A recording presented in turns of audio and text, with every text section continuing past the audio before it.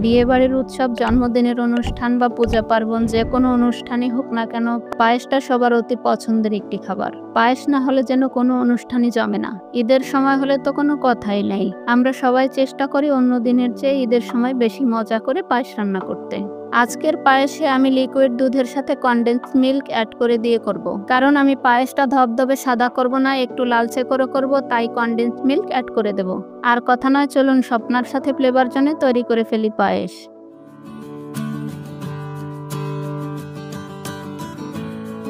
বসিয়ে দিচ্ছি একটি পাতিল, দিয়ে দিচ্ছি 1 লিটার পানি দিয়ে ঢেকে দিচ্ছি বলক আসার জন্য। পানি দিয়েছি কারণ 1 লিটার দুধ আমি কনডেন্স মিল্ক দিয়ে তৈরি করব। একটি কনডেন্স মিল্ক দিয়ে 1 লিটার দুধ তৈরি করা যায়। পানিটা ফুটে উঠলে দিয়ে দিচ্ছি 1.5 লিটার গরুর দুধ। পানিটা হালকা গরম থাকা অবস্থায় কিছুটা দুধ তুলে নেব গুঁড়ো দুধ তৈরি করার জন্য। হালকা গরম দুধে গুঁড়ো দুধ মেশালে দুধটা পারফেক্টলি মেশানো যায়। দিয়ে দিচ্ছি কনডেন্স মিল্ক।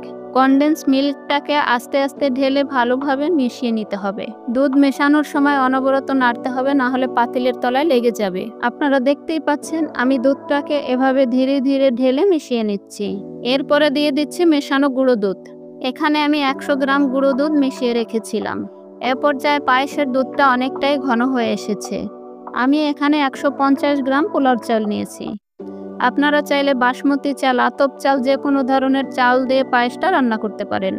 1 লিটার দুধে 50 গ্রাম পরিমাণ চাল লাগে। হাতের মুঠোতে হিসেব করলে 2 মুঠো চালে 50 গ্রাম চাল হয়। আমি চালগুলোকে ভালোভাবে ধুয়ে ডালায় পানি ঝরিয়ে নিয়েছি। পায়েসের চালটা একবারে ভালোভাবে ধুয়ে নেওয়ার চেষ্টা করবেন, বেশি ধুলে চালের ঘ্রাণটা চলে যায়।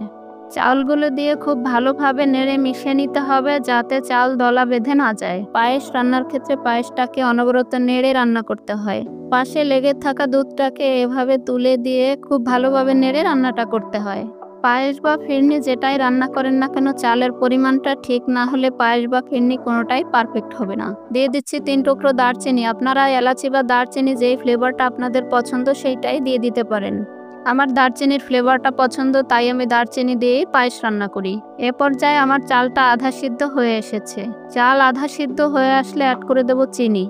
আমি যেহেতু কনডেন্স মিল্ক দিয়ে রান্নাটা করছি, তাই চিনির পরিমাণটা একটু বুঝে দিতে হবে। দুধটা একটু চেক করে তারপরে চিনিটা অ্যাড করতে হবে। আমার এখানে 2 কাপ পরিমাণ চিনি লেগেছে। দিয়ে দিচ্ছি স্বাদমতো লবণ চিনিটাকে অ্যাডজাস্ট করার জন্য। লবণ বেশি হলে মিষ্টি জাতীয় খাবারের স্বাদ নষ্ট হয়। আমার পায়েসটা প্রায় হয়ে এসেছে। দিয়ে দিচ্ছি কুচি করে রাখা বাদামগুলি। আমি যে বাদামগুলো আগে দেখিয়েছিলাম সেগুলোকে ভালো করে ধুয়ে কিশমিশ এবং বাদাম 20 মিনিট মতো ভিজিয়ে রেখেছিলাম। সে বাদামগুলোকে কুচি করে দিয়ে দিচ্ছি। পায়েসটাকে আমি খুব ভালোভাবে নেড়ে রান্না করে নিচ্ছি। পায়েস রান্নার ক্ষেত্রে প্রত্যেকটা উপকরণ মেশাতে হবে এবং ভালোভাবে নেড়ে মিশিয়ে দিতে হবে। পায়েসটা অনবরত নেড়ে চেড়ে রান্না করে নিচ্ছি। দিয়ে দিচ্ছি কিশমিশ। এখানে আমি আধা মুঠোরও একটু কম কিশমিশ নিয়েছি। কিশমিশটা আপনারা রান্নার একেবারে শেষ পর্যায়ে এসে অ্যাড করবেন। আগে কিশমিশ অ্যাড করলে যদি কিশমিশটা টক থাকে তাহলে পায়েসের দুধটা কেটে যাবে। কিশমিশ অ্যাড করে চুলোর আগুনটা নিভিয়ে দিচ্ছি। পায়েস রান্নার ক্ষেত্রে চুলোর আগুনটা দুধটাকে জ্বালানোর সময় হাই হিটে রাখতে হবে। দুধ জাল হয়ে গেলে চুলোর আগুনটা লো হিটে রেখে পুরো রান্নাটা শেষ করতে হবে।